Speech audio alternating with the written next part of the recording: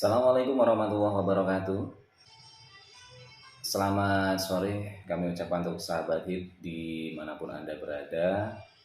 Bersyukur dan terus bersyukur kehadirat Allah Subhanahu wa Ta'ala, yang mana berkat rahmat serta hidayahnya kita masih diberi kesehatan, sehat lahir, sehat batin, sehat iman, Islam, dan insan yang selalu kita rasakan. Semua itu tentu harus selalu kita syukuri, sahabat. Salawat ma'assalam biqauli Allahumma sholli ala Sayyidina Muhammad wa ala ali Sayyidina Muhammad. Marilah kita terus bersolawat kepada junjungan kita Nabi Agung Muhammad Sallallahu Alaihi Wasallam, yang mana berkat beliaulah kita dibawa dari zaman kegelapan menuju zaman yang terang benderang, seperti zaman yang sudah kita rasakan seperti saat ini, yaitu zaman yang penuh dengan ilmu pengetahuan. Pada kesempatan sore hari ini kami akan sedikit membahas tema yang mudah-mudahan bisa bermanfaat ya, baik bagi kami pribadi ataupun bagi sahabat semuanya yang menjangkau frekuensi kami ya di 94,5 FM Kuamang Kuning.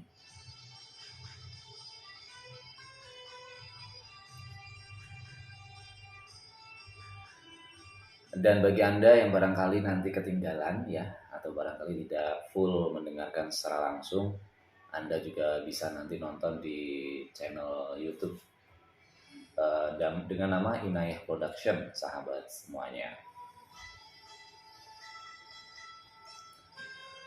Ya, dan di sore hari ini kami akan membahas mengenai sosmedmu. Nah, sosmed itu ada antara surga dan neraka. Sosmedmu, surga, dan nerakamu. Ya, di zaman ini kehidupan manusia hampir tidak pernah lepas dari yang namanya media sosial atau sosmed. Hidup tanpa sosmed di dunia yang canggih ini bagaikan makan sayur tanpa garam. Keakraban dengan sosmed inilah yang mendorong seorang selalu memperbaharui status di akun yang mereka punya untuk setiap keadaan dan peristiwa yang dialami. Dibagikannya pada orang seluruh dunia melalui sosmed tersebut. Sahabat hit yang dirahmati Allah Subhanahu wa Ta'ala, ketahuilah bahwa ketenaran sosmed di zaman kita ini telah dikabarkan oleh hamba Allah yang paling benar ucapannya, yakni Rasulullah Shallallahu Alaihi Wasallam. Beliau mengabarkan dalam hadis riwayat Imam Ahmad bahwasanya di antara tanda-tanda dekatnya kiamat adalah zuhurul qalam, tersebarnya pena atau tulisan. Nah, ulama menjelaskan bahwa yang dimaksud dengan pena tersebut adalah tersebarnya tulisan-tulisan di media komunikasi ataupun sosmed secara masif. Mari kita renungkan sejenak. Ya, perkataan Rasul sekitar 15 abad yang lalu telah terbukti, di mana sosmed kini menjamur dan menghabitat pada sebagian besar penduduk dunia.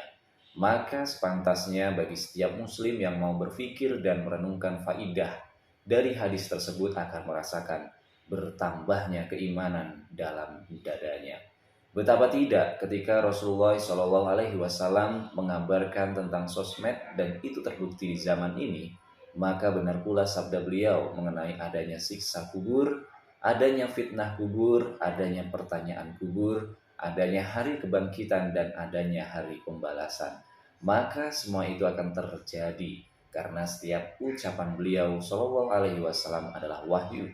Sebagaimana firman Allah Subhanahu wa Ta'ala dalam Quran Surah An-Najm ayat 1-4 yang artinya, demi bintang ketika terbenam, kawanmu Muhammad tidak sesat, tidak pula keliru, dan tidaklah yang ia ucapkan itu menurut hawa nafsunya. Ucapannya itu tidak lain hanyalah wahyu yang diwahyukan padanya. Oleh karena itu, sahabat, sudah semestinya dengan keberadaan sosmed ini kita menjadi lebih beriman dan taat kepada Allah dan Rasul-Nya. Karena setiap yang dikabarkan oleh Allah dan Rasul-Nya adalah benar dan pasti terjadi. Sosmed merupakan media yang dapat membuat kita mendapat siksa kubur atau nikmat kubur. Sosmed pula lah yang menjadi wasilah atau media untuk memasukkan kita ke neraka ataupun ke surganya Allah Subhanahu wa taala. Ia bagaikan pedang bermata dua. Barang siapa tak pandai mengambil manfaatnya, pastilah ia akan terbunuh karenanya. Maka dari itu, seorang muslim yang di zaman ini tidak pernah bisa lepas dengan sosmed harus mengetahui adab-adab dalam menggunakan sosmed tersebut.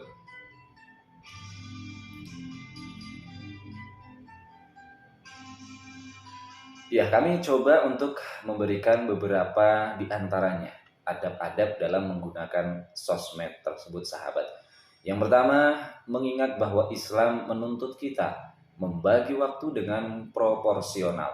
Tidak ada yang melarang penggunaan sosmed, namun kita harus menjaga diri agar tidak terjerumus terlalu dalam ke dalam kelalaian memanfaatkan waktu.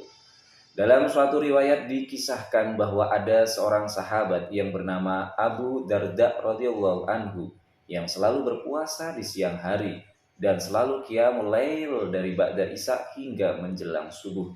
Kabar ini sampai pada Rasulullah Shallallahu alaihi wasallam.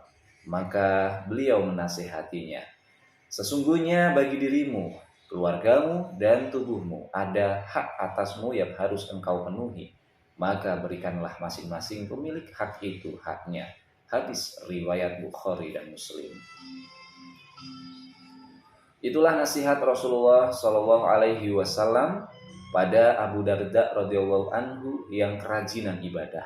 Lalu bagaimanakah kiranya nasihat beliau pada kita yang kerajinan berinteraksi dengan gadget kita? Jika qiyamul lail seperti Abu Darda saja tidak bisa melegitimasi penelantaran hak, maka apalagi dengan kesibukan berinteraksi dengan gadget-gadget kita. Dari Abu Barzah Al-Aslami, Rasulullah Shallallahu Alaihi Wasallam bersabda, "Kedua kaki seorang hamba tidaklah beranjak pada hari kiamat hingga ia ditanya mengenai yang pertama, umurnya, di manakah ia habiskan, yang kedua, ilmunya, di manakah ia amalkan, dan yang ketiga, hartanya, bagaimana ia peroleh, dan yang keempat, di mana ia infakkan, dan yang kelima, mengenai tubuhnya, di manakah usahanya." Hadis riwayat Tirmizi.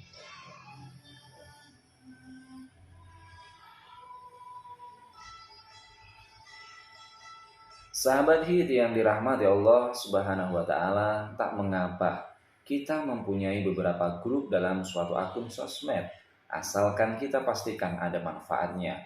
Namun jika grup-grup tersebut hanya berisi komen-komen tertawa, emotion dan jempol belaka atau bahkan cenderung hal-hal haram lain, maka delete segera grup tersebut.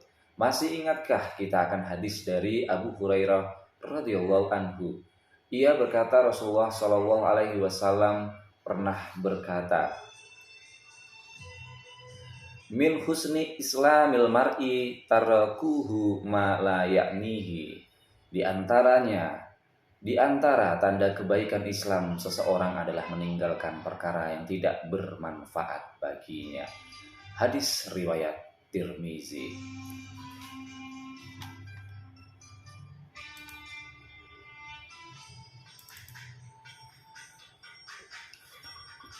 Salah satu tanda Allah berpaling dari kita adalah Allah biarkan kita sibuk mengurusi hal-hal yang tidak bermanfaat untuk kita.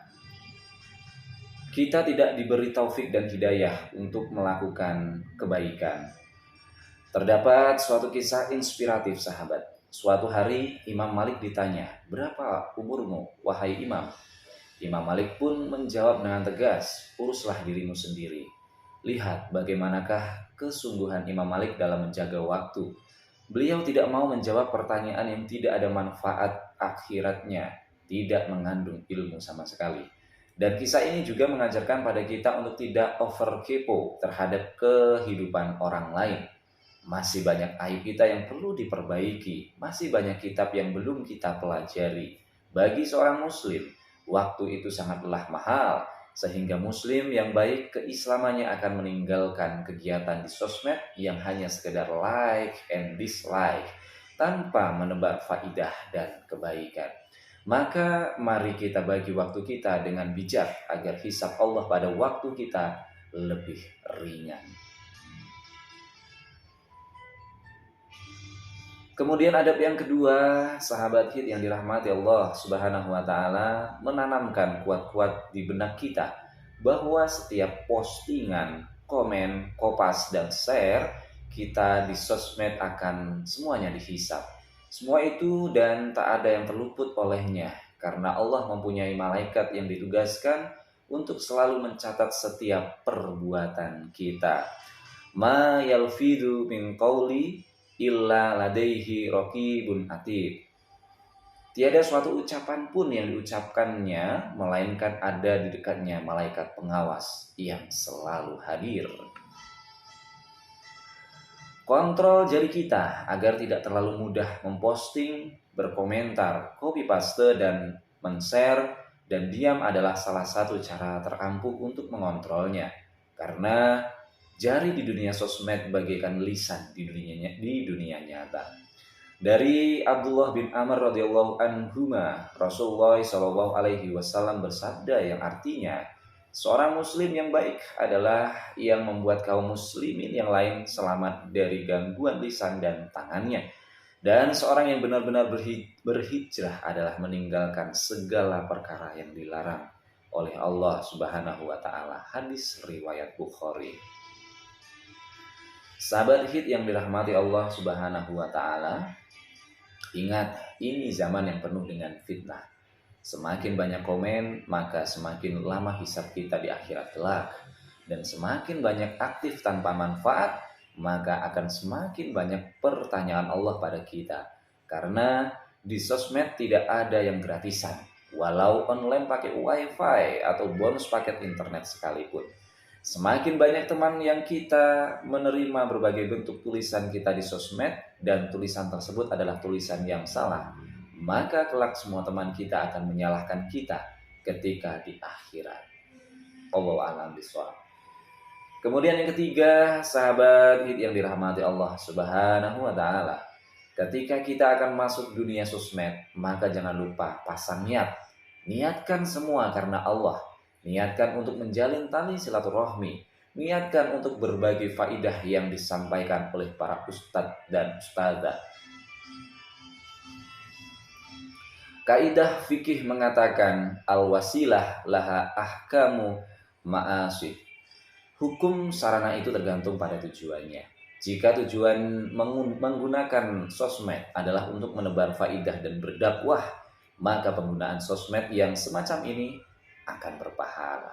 Akan tetapi jika penggunaan sosmed hanya untuk ikut-ikutan saja, ramai-ramaian saja tanpa ada unsur takarub atau mendekatkan diri pada Allah tanpa ada amal soleh, maka celakalah kita. Karena semua itu kelak akan memperpanjang waktu hisab kita. Ingat, akibat sosmed itu fatal sekali. Ia dapat tersebar ke seluruh pelosok dunia. Jika kita bukan merupakan dai yang pandai berbicara di depan umat, maka jadilah matbu, objek dakwah yang bersemangat membagikan faidah-faidah dari para ustadz melalui sosmed tersebut. Mari kita gunakan segala kemampuan yang kita miliki untuk berbuat kebaikan semaksimal mungkin. Karena Allah memudahkan hambanya beramal sebagaimana Allah mengaruniakan rizki pada hambanya dengan cara yang berbeda-beda.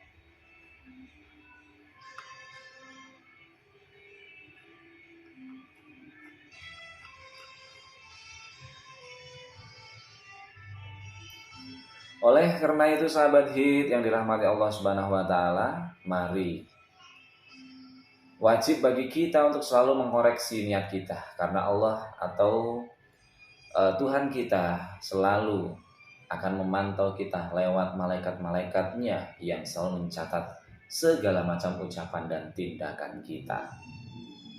Kemudian adab yang keempat yang perlu kita tahu sahabat yang dirahmati Allah Subhanahu wa taala. Ingat kaidah para ulama fikih dalam berbicara. Hak berbicara itu ada ketika kita telah memenuhi 3 syarat yang ulama sampaikan. Yang pertama, niat harus karena Allah.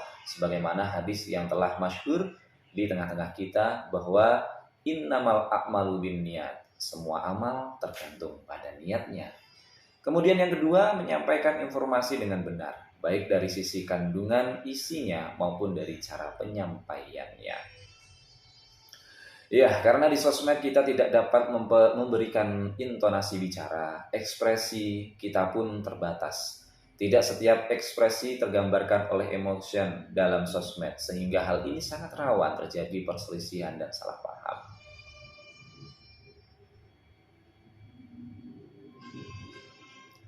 Ketika kita akan membicarakan hal yang sensitif, lebih baik gunakan komunikasi langsung, dan seandainya terpaksa menggunakan sosmed, maka sampaikan dengan adab yang benar dan perkataan terbaik.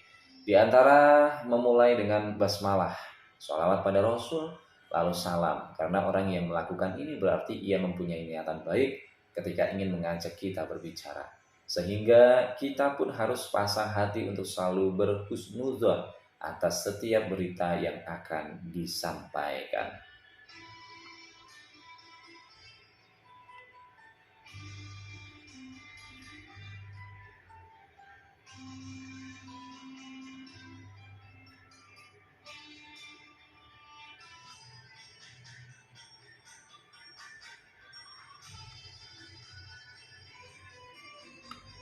Oleh karena itu, sahabat hid yang dirahmati Allah Subhanahu wa taala, selayaknya seorang mempelajari ilmu berkomunikasi ala Nabi sebelum ia menggunakan sosmed.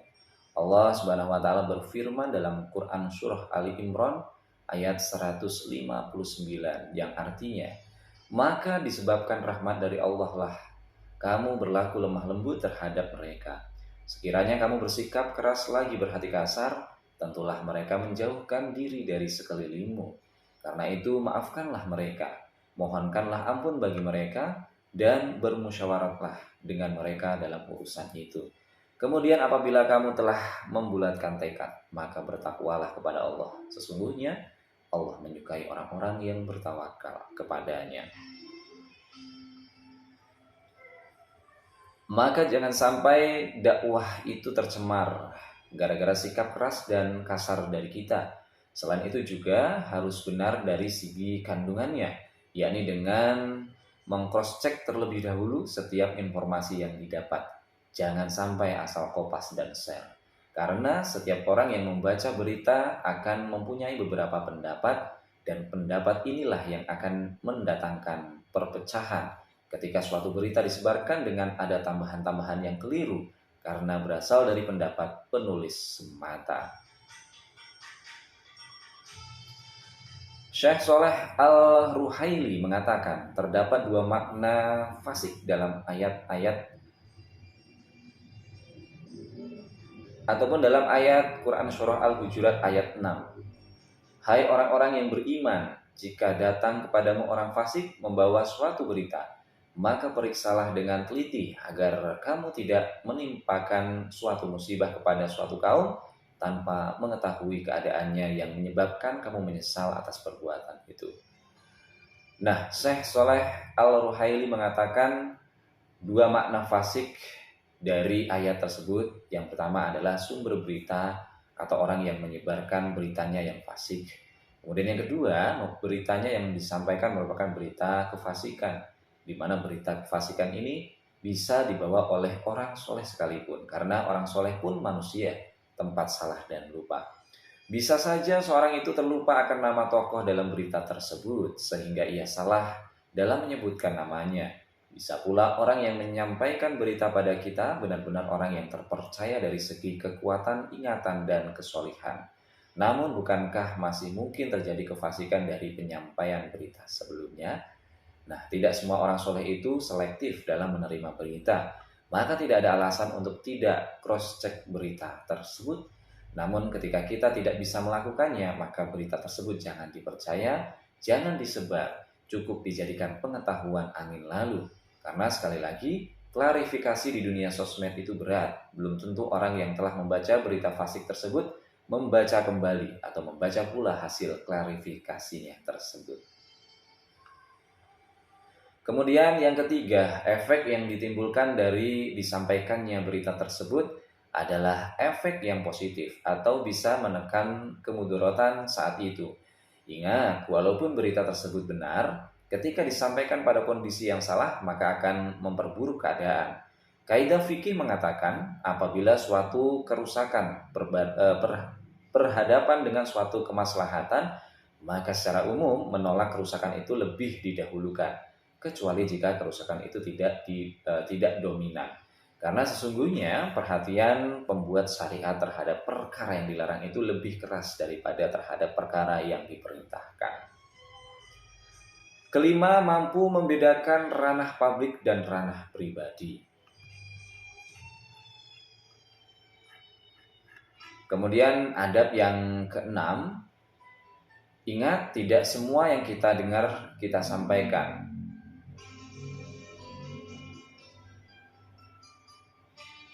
Rasulullah SAW bersabda, yang artinya cukuplah seorang dikatakan berdusta bila menceritakan segala hal yang ia dengar. Kemudian adab yang ketujuh adalah hindari ghibah dan fitnah di sosmed.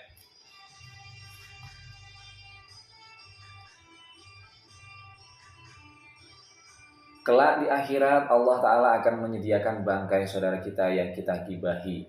Sebanyak apa kita menggibahi seorang, maka sebanyak itulah bangkai yang Allah sajikan pada kita untuk kita makan sampai habis. Bukan menjadi masalah ketika yang disajikan banyak itu adalah makanan kesukaan kita. Namun ini bangkai, wahai saudaraku, sahabat hid yang dirahmati Allah Subhanahu wa Ta'ala. Lalu mengapa kita berani membuang waktu kita hanya untuk mencari-cari kesalahan dan aib saudara kita? Ingat, sosmed itu sangat luas, bahkan bisa dibaca di seluruh penjuru dunia. Maka mari jadikan sosmed kita sebagai lumbung pahala. Jadikan sosmed kita sarana untuk mempermudah kita meraih surganya Allah Subhanahu wa Ta'ala. Terima kasih atas kebersamaannya di sore hari ini. Mudah-mudahan yang sedikit ini bisa bermanfaat untuk kita, dan tentunya kita bisa berhati-hati dalam menggunakan sosial media, baik Facebook, kemudian Instagram, ada Twitter, ada WhatsApp, dan lain sebagainya. Karena kalau kita tidak bisa berhati-hati akan sosmed tersebut, pilihannya tentunya ada dua.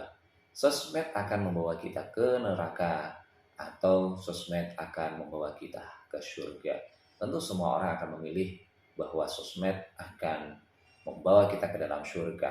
Tetapi kalau kita tidak tahu dan tentunya salah menggunakan sosmed tersebut, itu akan mencelakakan kita semuanya. Mudah-mudahan kita selalu diampuni oleh Allah Subhanahu wa Ta'ala dan dosa-dosa kita terhapuskan semuanya. Amin ya rabbal alamin. Cukup sekian yang mungkin bisa kami sampaikan di sore hari ini. Mudah-mudahan bermanfaat. Apabila ada kata-kata kami yang salah ataupun mungkin tidak berkenan, kami mohon maaf yang sebesar-besarnya. Karena kesalahan itu datang dari kami pribadi dan kebenaran itu datangnya dari Allah Subhanahu wa Ta'ala. Terima kasih.